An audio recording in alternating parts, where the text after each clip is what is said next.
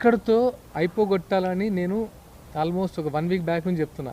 ఆపండి, ప్రజల్లోకి వెళ్దాం, ఇది కాదు మన తెలంగాణ సంస్కృతి, ఇది కాదు, మీరు మార్గదర్శకులుగా ఉండాలి, ఇలా పిచ్చి పిచ్చి మాటలు మాట్లాడద్దు, ఇది ఆపండి అని ఆ రోజు చెప్తున్నాను. ఆ రోజు మొదలైంది, రోజుకొకరు దాన్ని ఎక్స్టెండ్ చేసుకుంటూనే ఉన్నారు. ఎన్ని రోజులు ఎక్స్టెండ్ చేసినా సమాధానం చెప్పే దమ్ము మా దగ్గర ఉంది. జనాలు ఇదంతా చూస్తున్నారు, తెలంగాణ ప్రజలు ఇదంతా చూస్తున్నారు కాబట్టి మాకు నమ్మకం ఏర్పడుతుంది. పవన్ కళ్యాణ్ మాటలు నేను ఖండిస్తున్నాను. తెలంగాణ మా జాగిరే, నిన్నటి వరకు మా అయ్యల జాగిరు, ఈరోజు మా జాగిరు, భవిష్యత్తులో మా కొడుకుల జాగిర్ అని చెప్పేసి గద్దర్ కూతురు వెన్నెల అన్న. పైసలు ఇస్తేనో లాబీలు చేస్తానో తెలంగాణ రాలేదు, పోరాడితే వచ్చింది తెలంగాణ అంటే ఆత్మగౌరవం అని చెప్పేసి పవన్ కళ్యాణ్ మాటని ఖండించింది. ఒక పని చేద్దాం, వెన్నెలమ్మకి అన్నీ తెలుసు, అది ఎవరు మాట్లాడమన్నారో ఆమె మాట్లాడిందో నాకు తెలియదు. కానీ ఎన్ని వీడియోస్ ఉన్నాయి పవన్ కళ్యాణ్ గారు గద్దర్ గారితో ఉన్న వీడియోస్. లాస్ట్ మూమెంట్లో ఆయన సర్జరీ అయినప్పుడు ఎంతమంది వెళ్ళారు, ఎంతమంది ఆయన పక్కన ఉన్నారు, ఆ విషయం వెన్నెలమ్మ గారికి బాగా తెలుసు. అండ్ ఇంకొకటి ఏంటంటే, తెలంగాణ భూమిపుత్రుల జాగిరే అని పవన్ కళ్యాణ్ గారే చెప్తున్నారు. మనకెందుకమ్మా, భూమిపుత్రుల జాగిరే, మన జాగిరే, తెలంగాణ బిడ్డల జాగిరే అని చెప్తున్నారు కదా. పాలకుల ఒక్కరి జాగిరి కాదు కదా, ఇది ప్రజల జాగిరు. అమరవీరుల కుటుంబాలకి ఇదే గద్దరమ్మ ఎందుకు ఫైట్ చేయలేదు, ఇది గద్దర్ కూతురు వెన్నెలమ్మ ఎందుకు ఫైట్ చేయట్లేదు అడగట్లేదు. ఓన్లీ పవన్ కళ్యాణ్ గారినే ప్రశ్నిస్తుంది కదా. అమరవీరుల కుటుంబాల గురించి వెన్నెలమ్మ ఎందుకు ప్రశ్నించట్లేదు? మరి దీంట్లో ఏముంది? ఇంతమంది మాట్లాడుతున్నారు, మేము మాట్లాడుతున్నాం కదా. మేము వచ్చింది అమరవీరులకు ఉద్యమకారులకు ఏం చేయలేదనే కదా నేను మాట్లాడుతుంది. మేము ఎక్కడి నుంచి రాలే కదా. అన్న మీరన్నా చెప్పండి, ఆయన గొంతు గట్టిగా ఉంటుంది కాబట్టి మా అమరవీరులకి మా ఉద్యమకారులకు ఏం జరగలేదన్న మీరు మా తరపున మాట్లాడినని మేము పవన్ కళ్యాణ్ గారిని తెచ్చుకున్నాం. దాని తప్పే ఉంది. మీరు కవిత మాట్లాడుతూ కూడా మళ్ళీ ఈరోజు మాట్లాడుతూ కూడా ఏదైతే కోడికుంటకు సంబంధించిన ల్యాండ్ ఏదైతే ఉందో 10 ఎకరాలు అది కంప్లీట్గా చెరువు శిఖం భూమి, అది గవర్నమెంట్కి రాసేయాలి ఇమీడియట్గా అని చెప్పేసి ఒక డిమాండ్ చేశారు. మరోవైపు తెలంగాణలో పవన్ కళ్యాణ్కి ఏం పని ఉంటుంది, ఆయన రాజకీయం చేసుకోవాలంటే ఆంధ్రాలో చేసుకోవాలి, ఇక్కడ చేయడానికి వీలు లేదు అంటూ కూడా మళ్ళీ ఈరోజు మాట్లాడారు. ఆమె అమెరికాకి వెళ్ళి చదువుకుందో లేదో అర్థం కాలేదు. నాకు అర్థమవుతుంది ఆమె ఏం చదువుకుంది ఇప్పుడు తెలుస్తుంది. ఎందుకంటే శిఖం భూమి పట్టా భూమిగా ఉంటుందని ఆయన చెప్పారు, ఎవరు, రంగనాథ్ గారు. అంత చెప్పిన తర్వాత కూడా మీకు దాంట్లో ఎటువంటి కన్స్ట్రక్షన్ చేయకూడదు, ఆ రూల్స్ రెగ్యులేషన్ అన్నీ ఆమెకు తెలుసు. తెలిసిన తర్వాత ఇంకా మాటలు ఎందుకు? ఒకవేళ అసలు ఆ ఫ్రస్ట్రేషన్ వచ్చి పవన్ కళ్యాణ్ గారు ఆ 10 ఎకరాలు నిజంగా నేను అలాంటిది అయితే తీసేసుకోండి అని ప్రభుత్వానికి ఇచ్చేస్తా అని చెప్పాడు. మరి ప్రభుత్వాన్ని తీసుకోమని చెప్తున్నాం కదా, వాళ్ళు కదా జడ్జ్ చేస్తుంది, ఈమె ఎలా జడ్జ్ చేస్తుంది? మరి ఇదే ఈమె ఆస్తుల చిట్టా బయట పెడుతుందా? ఏదైతే తెలంగాణ జాగృతి పేరుతో ఎంత ఫండ్ కలెక్ట్ చేస్తుందో అందరికి తెలుసుగా. దానికి ఏంటమ్మా, దాని లెక్కలు ఏంటమ్మా అంటే ఇంతవరకు దాని గురించి మాట్లాడలే. అంటే మనదైతే ఒకలాగా మాట్లాడచ్చు, అవతల అయితే ఒకలాగా ఇప్పుడు మాట్లాడే ఎవరైనా ఒకటే చెప్తున్నాడు. మీ నిజాయితీని, ఆయన నిజాయితీని ప్రూవ్ చేయాలంటే ఫస్ట్ మీ దగ్గర ఉన్న నిజాయితీని పెట్టండి, మీ ఆస్తులది చిట్టా పెట్టండి, చూద్దాం మీరు ఎంత నిజాయితీ పనులో తెలుస్తుంది. సోకాల్ మినిస్టర్స్ మాట్లాడుతున్నారు కదా, వాళ్ళ ఆస్తులది శ్వేతపత్రం రిలీజ్ చేయమని చెప్పండి, ఆయన కూడా రిలీజ్ చేస్తాడు. ఎవరికైనా ఇప్పుడు ఒక వ్యక్తిని విమర్శిస్తే అది ఏ పార్టీ అయినా, నేను పవన్ కళ్యాణ్ విమర్శే ముందు ఆయన ఎటువంటి పర్సను, ఆయన జనాలకు ఎంత ఇస్తాడు, ఎలా వాళ్ళ జనం కోసం ఎంత తాపత్రయపడతాడు అది ఆలోచించాలి. కానీ ఈ 10 ఎకరాల కవిత ఈరోజు ఇంకో మాట కూడా మాట్లాడారు, ఏదైతే గద్దర్కి కార్ గురించి అని చెప్పేసి పవన్ కళ్యాణ్ చెప్పారు.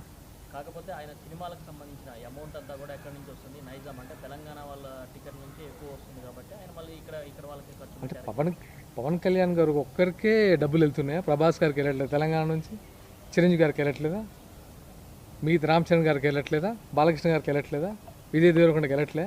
అంటే వీళ్ళందరిది పక్కన పెట్టి ఓన్లీ పవన్ కళ్యాణ్ గారికే నైజాంలో డబ్బులు ఇస్తున్నాం మనం. ఆమె అంటే చెప్తున్నాను కదా, ఇది ఆమెకు తెలుస్తుంది. కాకపోతే ఏంటంటే పవన్ కళ్యాణ్ గారు అంటే ఇట్లా మీడియాలో కూడా ఇప్పుడు ఆమె చేసే కార్యక్రమాలు ఏముంది, TRS 2.0 ఏం లేవు కదా. అదే మైలేజ్ రావట్లేదు అంటే పవన్ కళ్యాణ్ గారి నుంచి మాట్లాడలేదు కాబట్టి మన వాళ్ళందరూ కొంచెం యాక్టివేట్ అయ్యి ముందుకు అడుగుతారు. ఆమె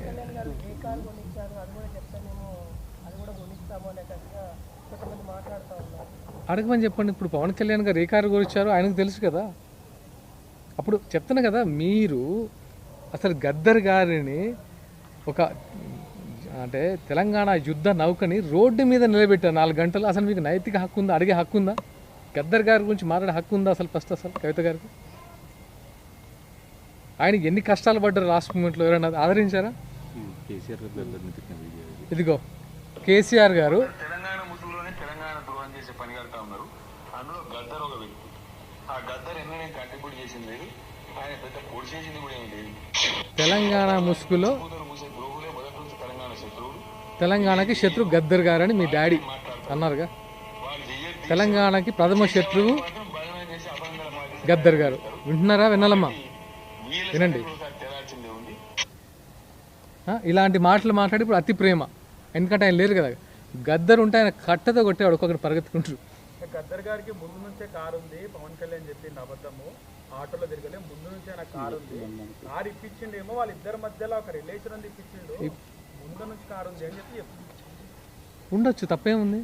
ఆయన ఎలాంటి కారు నాకు ఇట్లా అసౌకర్యంగా ఉంది కారు కావాలంటే కొనియొచ్చు. దాంట్లో ఆటోలో తిరుగుతుందని చెప్పి పవన్ కళ్యాణ్ గారు చెప్పినారు. అవును, ఆ టైంలో ఇప్పుడు మనకు ఒక కారు ఉండొచ్చు, ఎప్పుడో ఉండొచ్చు, తర్వాత రిపేర్ రావచ్చు, కారు గడగవచ్చు.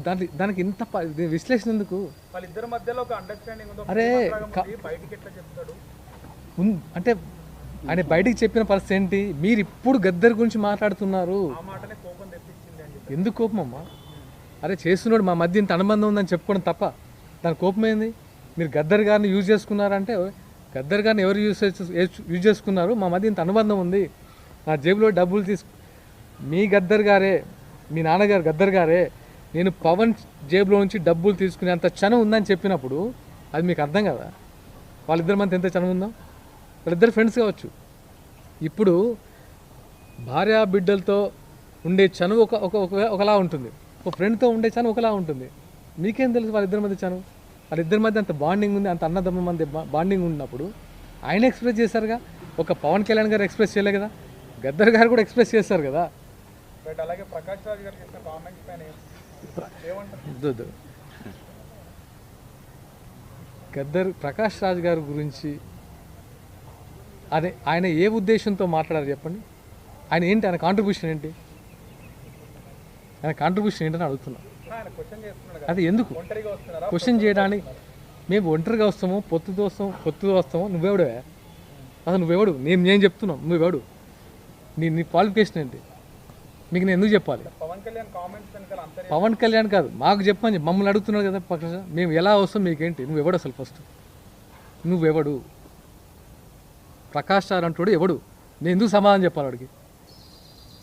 నేను ఇదే అడుగుతున్నాను. ఎందుకంటే ప్రతిసారి నువ్వు ఎక్కడికి వెళ్ళినా, ఏ దేశంలో ఏ మూలనైనా సరే, ఎవడు హ్యాపీగా ఉన్నా సరే వాళ్ళని కెలికి వాడిని ఏదో రకంగా విమర్శించి, నువ్వు అసలు ఏ రోజైనా షూటింగ్కి కరెక్ట్ టైంకి వచ్చి అసలు ఇండస్ట్రీలో నీకున్న పేరు నీకు తెలుసా ప్రకాష్ రాజ్ గారు? నువ్వు ఎంత సహృదయుడు ఒకసారి మీ ఇండస్ట్రీ వాళ్ళు చెప్తున్నారు కదా, నీ పక్కన యాక్ట్ చేసిన వాళ్ళు. మీకు సమాధానాలు చెప్పాల్సిన అవసరం మాకు లేదు. మేము పొత్తుతో వస్తామా, ఒంటరిగా వస్తామా? తెలంగాణలో నీ కాంట్రిబ్యూషన్ ఏంటి? ఏం ఉద్యమాలు చేస్తావు నువ్వు సాయుధ పోరాటం చేసిన ప్రకాష్ రాజ్ గురించి చెప్తాం. తెలంగాణ సాయుధ పోరాటం చేసింది ప్రకాష్ రాజ్ గారు. తెలంగాణ రజాకార్ మూవ్మెంట్ తీసుకొచ్చింది ప్రకాష్ రాజ్ గారు. తెలంగాణ ఉద్యమంలో అమరులైన ఫ్యామిలీని మొత్తం అంటే మీన్స్ వాళ్ళ కుటుంబాలు పోగొట్టుకుంది ప్రకాష్ రాజ్ గారు కదా. అంత గ్రేట్ పర్సన్ కదా. ఏం మాట్లాడతారు ఆయన? ఎవరితో మాట్లాడుతున్నారు? పవన్ కళ్యాణ్ గారు అంటే మరింత ద్వేషమా? అరే మేము చేస్తున్నాం, ఇక్కడ మేము ఫైట్ చేస్తున్నాం. తెలంగాణ నీకెక్కడో ఫామ్ హౌస్ కాదు, తెలంగాణలో 40 సంవత్సరాల నుంచి చూస్తున్నాం మేము, చిన్నపిల్లప్పటి నుంచి. ఎన్ని కష్టాలు ఉన్నాయి, ఎలాంటి కష్టాలు ఉంటాయో చూస్తే ఈ మాట మాట్లాడు. నేను భారతదేశంలో ఎవరైనా ఎక్కడ ఉండొచ్చు, ఏ ప్రొఫెషన్ ఉండదు, తప్పు లేదు. కానీ క్వశ్చన్ చేయడానికి కూడా అర్హత ఉండాలి. ఎవరిని క్వశ్చన్ చేస్తున్నావు, ఎందుకు క్వశ్చన్ చేస్తున్నావు?